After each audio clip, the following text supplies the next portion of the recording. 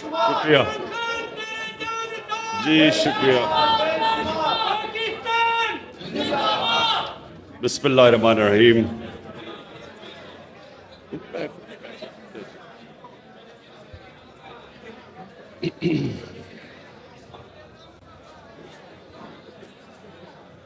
ایاک نعبد و ایاک نستعین.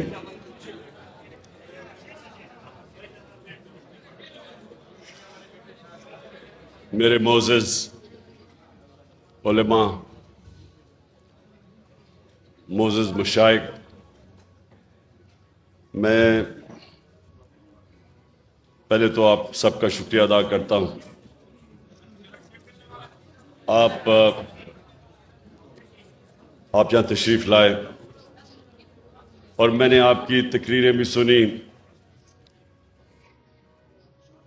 تو میں سب سے پہلے آپ کو ایک اپنی بات شروع کرنے سے پہلے میں یہ واضح کر دوں.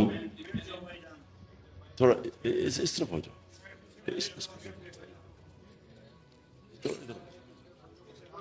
اور آپ بھی نیچے ہو جاؤ، وہ نہیں دیکھ سکتے. تو میں یہ واضح کر دوں کہ میں کوئی اسلام کا کوئی عالم نہیں ہوں. میں کوئی ایک اپنے آپ کو اسکالر نہیں سمجھتا اسلام کا. لیکن میں جس طرح کل بھی میں نے یہ بات کی کہ میں نے اپنی زندگی کے تجربے سے، اور میں نے تو بڑا مغربی کلچر اندر سے دیکھا، اور اپنا تو میں جانتا تھا. ہم بڑے ہوئے ایک ایسے گھر میں جدھر شروع سے ہی ہمیں بڑی تربیت دی گئی اسلام کی. تو لیکن مجھے جو فرق ہے باقی لوگوں سے، میں جو مغربی کلچر ہے وہ میں شاید ہی کوئی اتنا بہتر سمجھتا ہوں جو میرے سے زیادہ. تو میرا جو زندگی کا سفر وہ اس طرح ہوا کہ میں جب دونوں کلچر کا موازنہ کیا تو آہستہ آہستہ میں اس نتیجے پہ آتا گیا کہ وہ جو مغربی معاشرہ ہمارے سے آگے نکلا ہے اور ہم پیچھے رہ گئے، میں آہستہ آہستہ اس نتیجے پہ آ گیا کہ اس کی ایک وجہ ہے کہ ہمارے نبی صلی اللہ علیہ وسلم رحمت للعالمین، ہمارا جو رب ہے وہ رب العالمین ہے،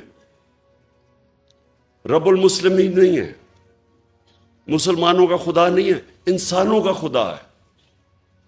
اور ہمارے جو نبی صلی اللہ علیہ وسلم تھے وہ سارے انسانوں کے لیے رحمت بن کے آئے تھے.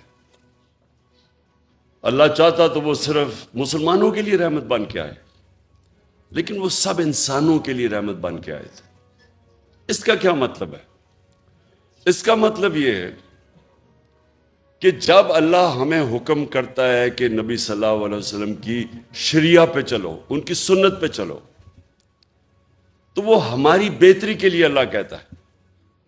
یہ میں آپ کو پھر بتا رہا ہوں کہ یہ میں اپنے زندگی کے تجربے سے ان چیزوں پہ پہنچا، ان نتیجوں پہ پہنچا کہ جب اللہ حکم کرتا ہے کہ ان کی زندگی سے سیکھو، ان کی سنت پہ چلو، تو اللہ کیا کہہ رہا ہے؟ اللہ ہمیں کیا، کیونکہ ہمارے سے پیار کرتا ہے، اللہ وہ اپنی مخلوق سے سب سے زیادہ پیار کرتا ہے. تو وہ ہمیں وہ راستہ دکھا رہا ہے جو راستہ انسان کے عروج کا ہے. کیونکہ دنیا کی تاریخ میں نہ کوئی وہ انسان اس عروج پہ پہنچ سکتا ہے، نہ کبھی پہنچے گا جو ہمارے نبی صلی اللہ علیہ وسلم پہنچ ہی نہیں سکتا. کوئی اتنا بڑا لیڈر نہیں بن سکتا. کسی ایک انگریزی کتاب ہے کہ دنیا کے جو 100 سب سے عظیم لوگ، انگریزی کی کتاب ہے، ولیم ہارٹ انگریز نے لکھی ہوئی ہے. اس میں وہ کتاب 100 انسانوں کی بات کرتا ہے کہ دنیا کے سب سے عظیم انسان تھے. اس میں جو وہ سب سے نمبر 1 رکھتا ہے وہ ہمارے نبی صلی اللہ علیہ وسلم کو رکھتا ہے. کیوں رکھتا ہے؟ کیونکہ کسی انسان نے اتنی زندگی میں اچیومنٹ کی نہیں کسی انسان نے وہ دنیا کے اندر اس کو وہ عروج ملا ہی نہیں، وہ کام کیے ہی نہیں جو ایک انسان نے کیے۔ میں جب یونیورسٹی میں تھا، ہم کتابیں پڑھتے تھے کہ جی وہ فلانا آدمی بڑا کامیاب ہے۔ میں کرکٹ کی بھی کتابیں، جو اچھا کھلاڑی تھا اس کے اوپر پڑھتا تھا۔ کیوں پڑھتے تھے؟ کیونکہ ہم ان سے سیکھنا چاہتے تھے، ہمارے رول ماڈل تھے۔ آج ہمارے بچے بل گیٹس کا پڑھتے ہیں کہ دنیا کا سب سے کامیاب ٹیکنالوجی کا آدمی ہے، کہ وہ کیسے پہنچا۔ اسٹیو جابز، یہ بڑے لوگ جو کامیاب ہیں، لوگ ان کی کتابیں پڑھتے ہیں۔ تو جو انسان سب سے دنیا کی تاریخ کا عظیم آدمی تھا، تو اللہ ہمیں حکم کر رہا ہے کہ ان کی زندگی سے سیکھو، کیونکہ اگر آپ نے اوپر جانا ہے تو ان کے راستے پہ چلو۔ اللہ کو فائدہ نہیں پہنچا سکتا کوئی، اللہ بے نیاز ہے، یہ ہماری بہتری کے لیے وہ کہتا ہے۔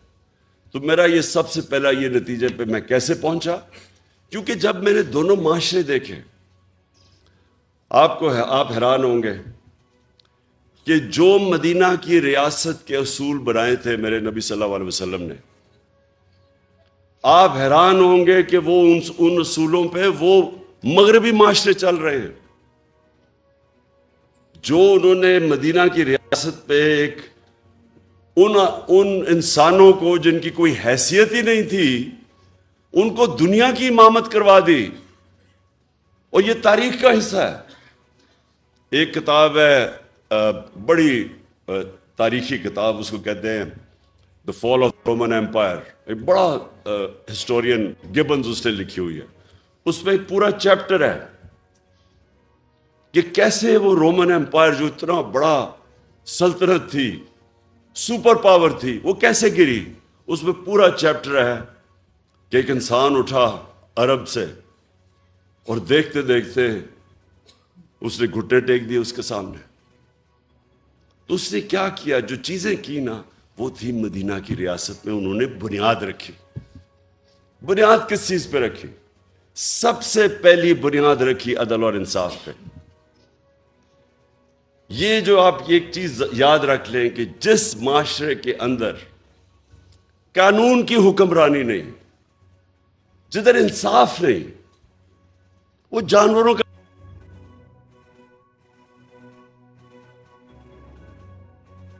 معاشرہ ہے۔ جانوروں کے معاشرے میں انصاف نہیں ہوتا۔ اللہ نے جتنے اپنے پیغمبر بھجوائے دنیا میں، 1,40,000، وہ سارے ایک ہی پیغام دینے آئے تھے کہ جانوروں سے مختلف انسان کی معاشرے میں انصاف ہونا چاہیے۔ اور انصاف کا مطلب ہوتا ہے طاقتور اور کمزور کے لیے ایک قانون، قانون سے اوپر کوئی نہیں ہوتا۔ یہ یاد رکھیں، یہ سب سے بڑی بنیاد رکھی جاتی ہے ایک انسانی معاشرے پہ۔ جو نبی صلی اللہ علیہ وسلم، ان کے پاس ایک قریش، اس نے کہا جی قریش کی لڑکی نے چوری کی ہے، اس کو معاف کر دیں، قریش کی لڑکی ہے۔ تو انہوں نے کہا کہ میری اگر بیٹی بھی چوری کرے گی تو اس کو سزا ملے گی، کہ کوئی قانون سے اوپر نہیں ہے۔ اور پھر انہوں نے یہ کہا کہ تمہارے سے پہلے قومیں تباہ ہوئیں، جدھر ایک چھوٹا چور چوری کرتا تھا وہ جیل میں چلا جاتا تھا، لیکن طاقتور کو اس ملک کا انصاف کا نظام نہیں سزا دے سکتا تھا، قوم تباہ ہو جاتی ہے۔ یعنی کہ جس قوم میں انصاف نہیں ہوتا وہ تباہ ہو جاتی ہے۔ جو حضرت علی رضی اللہ تعالیٰ نے کہا کہ کفر کا نظام چل جائے گا، لیکن نا انصافی اور ظلم نہیں چل سکتا، ظلم کا نظام۔ آج اگر آپ نے دیکھنا ہے عدل اور انصاف، میں آپ کو ملک بتا دیتا ہوں، سوئٹزرلینڈ چلے جائیں، سب سے خوشحال ملک ہے، وسائل ہیں ہی نہیں۔ پاکستان میں اللہ نے اتنی نعمتیں بخشی ہیں وسائل کی حیثیت سے، لیکن سوئٹزرلینڈ میں تو ہے ہی کچھ نہیں۔ وہاں خوشحالی دیکھیں جا کے۔ اور ایک انڈیکس ہوتا ہے کہ ایک ملک میں، اسے کہتے ہیں رول آف لا انڈیکس، یعنی انصاف کتنا زیادہ ہے کس ملک میں۔ آپ حیران ہوں گے کہ مسلمان ملکوں میں 20% بھی نہیں ہے انصاف، رول آف لا۔ سوئٹزرلینڈ میں تقریباً 100% ہے، کوئی قانون کے اوپر نہیں ہے. انصاف اور خوشحالی, ظلم کا نظام اور تباہی, یہ میرے نبی نے تب کہہ دیا تھا. دوسری چیز, فلاحی ریاست. مدینہ کی ریاست دنیا کی تاریخ کی پہلی فلاحی ریاست بنائی گئی تھی. ریاست نے اپنے کمزور طبقے کی ذمہ داری لی تھی. ریاست نے پورے بیووں, معذوروں کو, یتیموں کو, غریبوں کو پینشنز, مسلمان کے زمانے میں, حضرت عمر کے زمانے میں پینشنز آئی تھی. پہلی دفعہ بوڑھوں کو بھی ذمہ داری لی. انسانی معاشرہ تھا. آج اگر آپ نے یہ دیکھنا ہے فلاحی ریاست کدھر ہے, ڈنمارک, سویڈن, ناروے, برطانیہ, آپ وہاں جا کے دیکھیں کہ کیسے انسانوں کی قدر ہے. میں آپ کو دعویٰ کرتا ہوں کہ وہ اپنے جانوروں کا ہمارے انسانوں سے بہتر دھیان رکھتے ہیں. آپ وہاں ایک پولیس والے کو 3 سال سزا دے دی کہ وہ پولیس کے کتے کے اوپر, وہ اپنے کتے پہ کسی نے دیکھ لیا کہ اس کو مار رہا تھا, پولیس والے کو سزا دے دی. یا پولیس والے انسانوں کے ساتھ کیا کرتے ہیں. ابھی وہ شہباز گل کے ساتھ کیا ہوا ہے, 2 دن پکڑ کے اس کو مارا, ننگا کر کے اس کو تشدد کیا. وہاں انسانوں کو, انسانیت کا تو نظام اور ہے.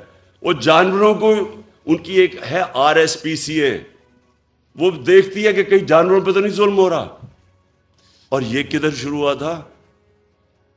حضرت عمر نے کیا کہا تھا کہ اگر کتا بھی میری ریاست کے اندر بھوکا مرے میں ذمہ دار ہوں. بس میں ذرا چاہتا ہوں کہ میری آپ آج بات سن لیں, کیونکہ میں پھر آخر میں آنے لگا ہوں یہ حقیقی آزادی کے اوپر. دیکھیں, جو نبی صلی اللہ علیہ وسلم کی سنت پہ چلے گا معاشرہ, وہ اوپر چلا جائے گا, چاہے وہ مسلمان ہے یا نہیں ہے, کیونکہ وہ رحمت للعالمین ہے. اور جب ہم اپنے آپ کو مسلمان کہتے ہیں اور ان کے اصولوں پہ نہیں چلتے, تو پھر ہمارے سامنے تو انہوں نے کہا کہ قومیں تباہ ہو جاتی. آج اب دیکھیں, میں زندگی کے 20-30 سال مغرب میں گزارے, وہاں تصور بھی نہیں کوئی کر سکتا کہ ایک ملک کا مجرم پکڑا جائے کہ لندن کے اندر بڑے بڑے محلات لیے ہوئے اور ایک رسید نہیں ہے کہ کدھر سے پیسہ آیا. 3 دفعہ پرائم منسٹر, بچے اس کے لندن بیٹھے ہیں, اربوں روپے کے گھروں میں رہتے ہیں, کہتے جی ہم پاکستانی شہری نہیں, اس لیے ہم بتاتے نہیں ہمارے پاس پیسہ کدھر سے آیا. وہ عدالت, سپریم کورٹ اس کو کنوکٹ کرتی ہے, مفرور جھوٹ بول کے ملک سے باہر بھاگتا ہے, اور وہ آج پاکستان کے فیصلے کر رہا ہے. وہاں بیٹھ کے ابھی یہ جو آڈیو لیکس آئی ہیں, یہ جو انکشاف آپ کے سامنے ہوئے ہیں, ان کے اندر پتہ چلے گا کہ وہ سارے ایک مفرور, ایک کرپٹ آدمی, ایک جھوٹا آدمی, ایک اربوں روپے اس ملک کے چوری کر کے بڑے بڑے محلت میں باہر رہنے والا آدمی, وہ ملک کے فیصلے کر رہا ہے. یہ مغرب میں تصور بھی نہیں ہے. اور اس کا جو منشی اسحاق ڈار, وہ جو آیا ہے, یہاں پہنچا ہے, سوچیں کہ اس کو نیب نے بلایا, پوچھا کہ تمہاری پراپرٹیز کدھر سے آئی ہیں, بجائے جواب دینے کے لیے پرائم منسٹر کے جہاز میں مفرور ہو جاتا ہے. نون لیگ کے زمانے میں وہ آج پاکستان آ گیا اور فائنانس منسٹر بن رہا ہے. یعنی اب پاکستان کا پیسہ, فائنانس کس کے حوالے کر رہے ہیں؟ جو مفرور 5 سال سے بھاگا ہوا تھا کہ جی میری طبیعت ٹھیک نہیں تھی, وہ ابھی تک یہی نہیں پتا کہ 5 سال کس چیز کا علاج ہو رہا تھا. اس کا کوئی ایسی بیماری ابھی تک پتہ ہی نہیں ہے جس کو 5 سال لگ رہے تھے. وہ بیماری نہیں تھی, ڈرا ہوا تھا, اور تب اب ڈیل کر کے یہاں پہنچا ہے, اور اب آ کے پاکستان کا فائنانس منسٹر بنے گا. 22 کروڑ قوم کی, یعنی آپ کے خزانے پر بیٹھے گا, بلے کو بٹھاؤ گے دودھ کی حفاظت کرنے کے لیے. یہ کسی مغربی معاشرے میں نہیں ہو سکتا کیونکہ وہاں انصاف ہے. اور میں جب یہ چیزیں آپ کے سامنے رکھتا ہوں، اور یہ جو ابھی آپ نے فضل الرحمان کی بات کی، یہ اس گورنمنٹ کا حصہ ہے جدھر یہ ظلم ہو رہا ہے. سارے 60% جو کیبنٹ بیٹھی ہے، 60% کیبنٹ ضمانت پہ ہے، کرپشن کے کیسز کی ضمانت پہ ہے. یہ کس مغربی معاشرے میں ہوگا؟ اس لیے وہ ہمارے سے آگے ہیں کہ وہ ان کے جو احکامات میرے نبی نے ہمارے لیے، مسلمانوں کے معاشرے کے لیے جو ہمیں کہا تھا کہ یہ آپ کے لیے لازمی ہے، وہ ادھر چل رہے ہیں. انسانیت وہاں بہتر ہے، فلاحی ریاست بہتر ہے. وہاں غریب آدمی بے روزگار ہوتا ہے، اس کو پیسے ملتے ہیں جب تک روزگار نہیں ملتا. وہاں غریب آدمی کے لیے بہترین سکول ہیں، مفت پڑھائی ہے. غریب آدمی کسی ہسپتال میں جائے اس کو مفت علاج ملتا ہے. جو ہم نے کوشش کی ہیلتھ کارڈ لا کے کہ عام لوگوں کے لیے، غریب گھرانے کے لیے ہیلتھ انشورنس کہ 10 لاکھ تک کہیں بھی علاج کروا سکو، یہ تو ہم نے شروع کیا. یہ سارے مغرب میں ہیں. ادھر فلاحی ریاست ہے. عدالت میں جاتا ہے غریب آدمی، حکومت اس کو وکیل کر کے دیتی ہے، حکومت انصاف دیتی ہے اس کو. اس لیے اللہ کی برکت آتی ہے وہاں. جب غریب آدمی کی آواز، اس کی جب دکھ اور درد کی آواز اوپر سنتا ہے، اور جب آپ اس کی خدمت کرتے ہیں وہ بھی سنتا ہے اوپر والا. تو میں نے وہ معاشرے دیکھے ہیں. اس لیے جب میں آیا تو حکومت میں، جب میں آیا، حکومت سے پہلے میں بات نہیں کی. جب میں حکومت میں آیا، پرائم منسٹر بنا، تب میں شروع ہوا کہ یہاں ریاست مدینہ کے اصولوں پہ پاکستان کو کھڑا کرنا. اس لیے کیا کہ یہ کوئی نہ سمجھے کہ میں ووٹ مانگنے کے لیے کر رہا ہوں، کہ لوگ میری نیت پہ نہ شک کریں. جس طرح فضل الرحمان اسلام کو بیچتا ہے، اس کو جو مرضی فتویٰ دلوانا اسے دلوا لو، اگر اس کو تم پوزیشن دے دو. اس کا تو مقصد اسلام، اگر 30 سال سے وہ پالیٹکس میں ہے، مجھے بتائیں کہیں دنیا کے اندر اس نے ایک دفعہ اسلام کی کوئی بات کیا باہر جا کے؟ اور یہاں بتائیں پاکستان میں کتنے لوگ اس کو دیکھ کے مسلمان ہوئے ہیں؟ میں دعویٰ کرتا ہوں کہ لوگ اس کو دیکھ کے اسلام سے دور ہو جاتے ہیں، کیونکہ وہ جب دیکھتے ہیں کہ صرف ایک انسان کے جو دین کے اوپر بات کر رہا ہے، سارا بات فتوے دین پہ دے رہا ہے، اور اس کے ضمیر کی قیمت ایک ڈیزل کا پرمٹ ہو، کون اس کو سمجھے گا؟ اس لیے میں آپ سے آج اپنے علماء اور مشائخ آپ سب سے یہ کہنا چاہتا ہوں کہ دیکھیں یہ بڑا ایک پاکستان ایک فیصلہ کن موڑ پہ کھڑا ہے. انہوں نے جو باہر کے لوگ تھے، جو باہر کی قوتیں تھیں، وہ اس لیے نہیں انہوں نے مجھے یہ سازش کر کے ان ساروں کے ساتھ مل کے اندرونی اور بیرونی ملک مل کے سازش کر کے ہٹایا. اس لیے نہیں ہٹایا کہ وہ مجھے جانتے نہیں ہیں. مجھے سب سے زیادہ مغرب میں لوگ جانتے ہیں. انہوں نے اس لیے ہٹایا کہ وہ اس ملک میں ایسے لوگ چاہتے ہیں جو ان کی غلامی کریں. اور جتنا بڑا ڈاکو ہوتا ہے اتنا ہی وہ بزدل ہوتا ہے، کیونکہ اس کو پیسہ بچانا ہے اپنا. پیسے بچانے کے لیے وہ ملک کو قربان کرنے کے لیے تیار ہو جاتا ہے. ان سب کے پیسے باہر پڑے ہیں، ان کا اربوں ڈالر باہر پڑا ہے. چاہے یہ زرداری ہو، چاہے نواز شریف ہو، یہ خان 30 سال سے پیسہ چوری کر رہے ہیں ملک کا. ان کو اسی طرح کے لوگ چاہیے آپ کے اوپر، کیونکہ وہ جو ان کو کہیں گے وہ کریں گے. جب زرداری اور نواز شریف 10 سال 2008 سے لے کے 18 تک جب یہ اقتدار میں تھے، 400 ڈرون اٹیک کیے امریکہ نے پاکستان پہ. یہ دنیا کی تاریخ میں کبھی نہیں ہوا کہ جس ملک کے لیے آپ جنگ لڑ رہے ہیں وہ آپ کے اوپر ہی اٹیک کر رہا ہے. یہ کہیں نہیں ہوا آج تک. اور یہ سارے انسانی حقوق کی خلاف ورزی تھی، یہ سارے انٹرنیشنل لاز کی خلاف ورزی تھی. کوئی قانون آپ کو اجازت نہیں دیتا کہ آپ ہی فیصلہ کریں دہشت گرد کو آپ ہی مار دیں. ہمارا وہ الطاف حسین بیٹھا ہوا لنڈن میں 30 سال سے، کیا کہیں گے کہ ہم ڈرون میں اٹیک کر کے اس کو مار سکتے ہیں؟ کوئی اجازت دے گا آپ کو؟ کہیں گے عدالت میں جاؤ. اور ہمارے یہاں لوگوں کو کتنے بے قصور لوگ مارے یہاں. اور یہ دو بیٹھے ہوئے تھے، ایک دفعہ ان کے منہ سے امریکہ کے خلاف بات نہیں نکلی. کس نے اس کے خلاف پروٹیسٹ کیا؟ تحریک انصاف نے. ہم نے جا کے دھرنے دیے ڈرونز کے خلاف، ہم نے جا کے ساری جگہ اٹھایا. ان دونوں حکمرانوں نے کبھی کچھ نہیں کیا کیونکہ ان کے پیسے باہر پڑے. یہ اپنے پیسے کے غلام ہیں. آزادی جو حقیقی آزادی ہے وہ سب سے پہلے تو وہ آتی ہے کہ ایک حکومت ایسی ہو جو اپنے لوگوں کی بہتری کے لیے فیصلہ کرے، جو اپنے جس نظریے سے پاکستان بنا تھا اس کے لیے فیصلے کرے. اور وہ جب آپ ایک آزاد خود جب حکومت آتی ہے جو آزاد فارن پالیسی، تو وہ اس کو مشکل وقت سے نکلنا پڑتا ہے، کیونکہ آزادی کوئی پلیٹ میں نہیں دیتا کسی کو. آزادی کے لیے جدوجہد کرنی پڑتی ہے.